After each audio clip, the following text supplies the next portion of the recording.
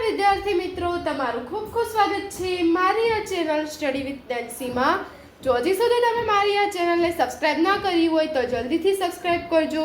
આજે આપણે પ્રકરણ નંબર 5 સમાંતર શ્રેણીમાં સ્વાધ્યાય 5.1 નો પ્રશ્ન નંબર 3 જોઈશું। તો અહીં જોવો, આપણને પ્રશ્ન નંબર 3 આપેલો છે કે નીચે આપેલ સમાંતર શ્રેણી માટે પ્રથમ પદ અને સામાન્ય તફાવત શોધો। અહીંયા આપણને નીચે સમાંતર શ્રેણી આપેલી છે, એના માટે આપણે પ્રથમ પદ છે, પ્રથમ પદ હોય છે તે એ, પ્રથમ પદ એ અને સામાન્ય તફાવત ડી શોધવાનો છે। તો અહીંયા જુઓ, આપણને 4 શ્રેણી આપેલી છે। એમાં પહેલી શ્રેણી છે 3, 1, -1 અને 3 આગળ ચાલે। તો હવે તમે જોશો કે આ જે શ્રેણી છે એમાં આપણે શું શોધવાનું છે? પ્રથમ પદ શોધવાનું છે અને સામાન્ય તફાવત શોધવાનો છે। તો પ્રથમ પદ તો તમે શ્રેણીમાં કોને કહેવાય? પ્રથમ પદ કે જે પહેલું પદ હોય એને આપણે શું કહીશું? પ્રથમ પદ। એટલે પ્રથમ પદ તો આપણને સીધું મળી જશે શ્રેણીમાંથી કે પ્રથમ પદ શોધવું છે, તો પ્રથમ પદ બરાબર શું થઈ જશે? પ્રથમ પદ બરાબર કે જે શ્રેણીનું પહેલું પદ હોય એ આપણે લખી દેવાનું। પ્રથમ પદને શું કહેવાય? એ પણ કહેવામાં આવે છે। એટલે પ્રથમ પદ એ બરાબર શું થઈ જશે? આ શ્રેણીનું પહેલું પદ કયું છે? 3, એટલે પ્રથમ પદ એ શું થઈ જશે? 3 થઈ જશે। આ પ્રથમ પદ મળી ગયું, એકદમ સરળ છે। હવે સામાન્ય તફાવત ડી, તો એ પણ એટલો જ સરળ છે શોધવો। સામાન્ય તફાવત ડી, તો સામાન્ય તફાવત ડી બરાબર થઈ જશે, આમાં તમે સામાન્ય તફાવત ડી તમે જેવી રીતે શોધવો એવી રીતે 3 માંથી -1 બાદ કરશો તો પણ ચાલશે, -1 માંથી 1 બાદ કરશો તો પણ ચાલશે, આમ 1 માંથી 3 બાદ કરશો તો પણ ચાલશે।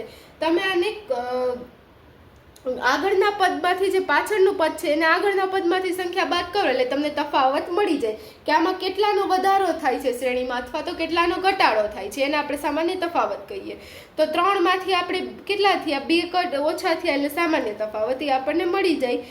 એટલે તમે સામાન્ય તફાવત શોધવો છે તો આને આપણે A1 કહીએ, આને A2 કહીએ, પછી આને A3 કહીએ, આને કહીએ A4। તો તમે કોઈ પણ સૂત્ર વાપરી શકો છો। તમે A4 માંથી A3 બાદ કરો તો પણ તમને D મળે, A3 માંથી A2 બાદ કરો તો પણ સામાન્ય તફાવત મળે, અને A2 માંથી A1 બાદ કરો તો પણ તમને સામાન્ય તફાવત મળે। તો આમાંથી તમારે કોઈ પણ બે પદમાંથી બાદ કરી લેવાના। આપણે A2 - A1 કરીએ, જવાબ સેમ જ આવશે। તમે A4 - A3 કરો કે A3 - A2 કરો કે A2 - A1 કરો, આમાં પણ ખાલી ધ્યાન રાખવાનું કે આપણે જે પદ લીધું હોય એના આગળના પદમાંથી તે બાદ કરવાનું। એટલે 2 લીધું હોય તો 2 - 1, 3 લીધું હોય તો 3 - 2, એવી રીતે કરવાનું।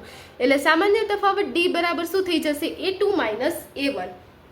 આ જે બીજું પદ છે એમાંથી પહેલું પદ બાદ કરવાનું, પાછળના પદમાંથી એના આગળનું પદ બાદ કરવાનું। તો A2 આપણને કેટલા આપેલા છે? 1, અને A1 કેટલું આપેલું છે? 3। તો 1 - 3 કરીશું તો 1 માંથી 3 જાય તો કેટલા વધશે? -2, પ્લસ માઇનસ માઇનસ, 3 માંથી 2 જાય એટલે 2, અને મોટી સંખ્યા 3 ની આગળ માઇનસની નિશાની છે એટલે અહીંયા 2 ની આગળ પણ માઇનસની નિશાની આવી જશે। એટલે આપણું A મળી જશે 3 અને D મળી જશે -2। તો આપણા પહેલા દાખલાનો જવાબ આવી ગયો। એવી જ રીતે આપણે બીજો ગણીશું, તો બીજામાં પણ એવી જ રીતે છે કે -5, -1, 3 અને 7।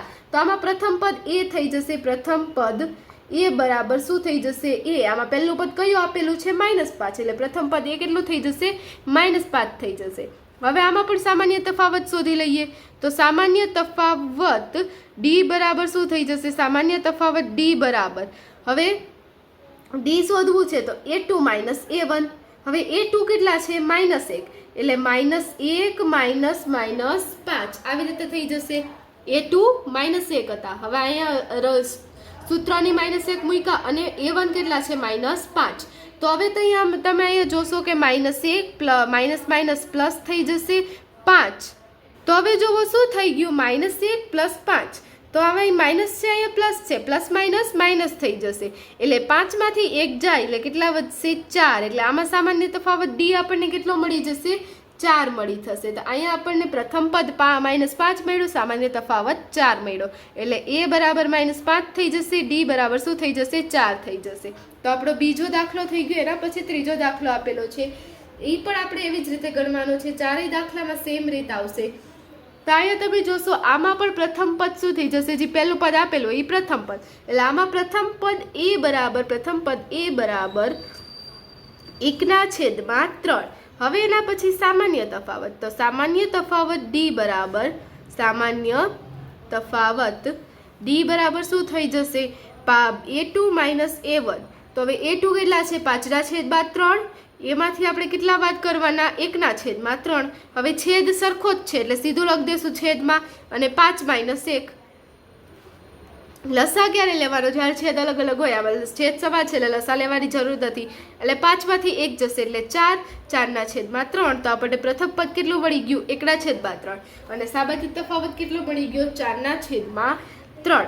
જો હવે તમે અહીંથી a3 - a2 કર્યો હોત તો પણ તમને એ જ જવાબ આવત, કારણ કે આ જોવો a1 a2 a3 a4. તો હવે તમે a3 - a2 કર્યું હોત, 9માંથી 5 જાય તો કેટલા વધે? 4. તો 4/3 તો પણ એ જ જવાબ આવ્યો. a4 - a3 કર્યું હોત, 13માંથી 9 જાય તો કેટલા આવ્યા? 4. 4/3. એટલે તમારે આગલા પદમાંથી ગમે એ પદમાં જ બાદ કરો, તમારો જવાબ કેવો આવે? સરખો આવે. એટલે આ તમારું પ્રથમ પદ એ થઈ જશે 1/3 અને ડી તમને મળી જશે 4/3. તો આ ત્રીજો દાખલાનો જવાબ આવી ગયો. પછી ચોથો દાખલો આપેલો છે 0.6, 1.7, 2.8 અને 3.9. તો હવે આ જે શ્રેણી છે એમાં પ્રથમ પદ આગળના 3 દાખલામાં ગણ્યું એવી જ રીતે કે પહેલું પદ જે શ્રેણીમાં પહેલું જે આગળ આવેલું હોય એને આપણે શું કહીશું? પ્રથમ પદ. તો પ્રથમ પદ શું થઈ જશે? પ્રથમ પદ એ બરાબર શું થઈ જશે? પહેલું શું આપેલું છે? 0.6, એટલે પ્રથમ પદ શું થઈ જશે? 0.6 થઈ જશે. હવે આપણે સામાન્ય તફાવત શોધવાનો છે. સામાન્ય તફાવત. તો સામાન્ય તફાવત શું થઈ જશે? ડી. સામાન્ય તફાવત ડી. એનું સૂત્ર શું થઈ જાય? a2 - a1. આગળના પદમાં પાછળના પદમાંથી આગળનું પદ બાદ કરી દેવાનું. તો હવે અહીંયા તમે જોશો a2 કેટલો આપેલો છે? 1.7. એટલે 1.7 માઇનસ, હવે એમાંથી કેટલા બાદ કરવાના છે?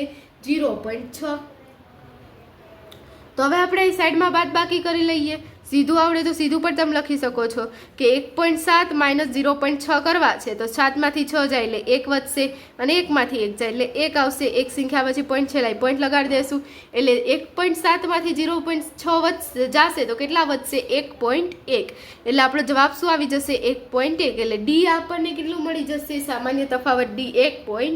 એટલે આપણું પ્રથમ પદ થઈ ગયું અને આપણું શું થઈ ગયું? સામાન્ય તફાવત ડી થઈ ગયો. એટલે પ્રથમ પદ એ મળી જશે 0.6 અને જે સામાન્ય તફાવત ડી છે એ કેટલો મળી જશે? 1.1. તો આ જોવો આપણો કેટલામાં ચોથા દાખલાનો જવાબ આવ્યો. એકદમ સરળ દાખલા હતા. શું કરી દેવાનું? પ્રથમ પદ જે પહેલા આપેલું હોય તે અને સામાન્ય પદ પાછળનામાંથી આગળનું પદ બાદ કરી દેવાનું.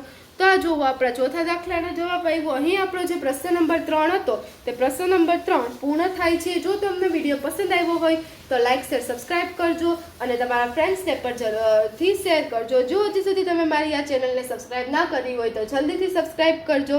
Thanks for watching.